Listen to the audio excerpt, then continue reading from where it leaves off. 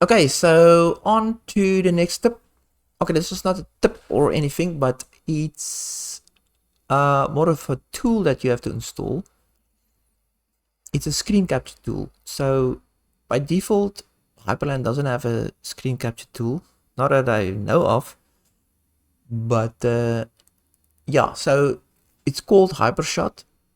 So basically just install it. So sudo pacman -s hypershot or yay -s hypershot. Install it, and then once installed, you can actually actually capture your screen. So let me just open my Hyperland file again because we have to look at the key bindings. Let's just quickly go to the key binding. So you just install it. And then where is it now? Oh, there. So print. So bind mainMod. Print. You can put any key that you want to put in there that works with your super key to activate the screenshot.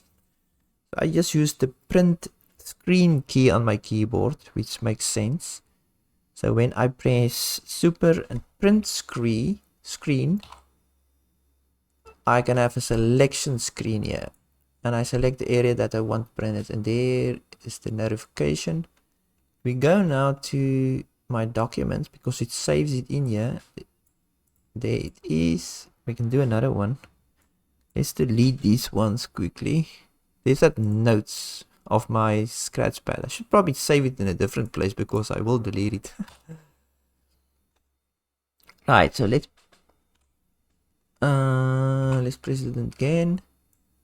Take that area, and there it is. It's just a simple little print screen program which works like a charm. Oops, no, I don't want to go out. Let me just see, is there anything else? Oh yeah, okay, so with print screen,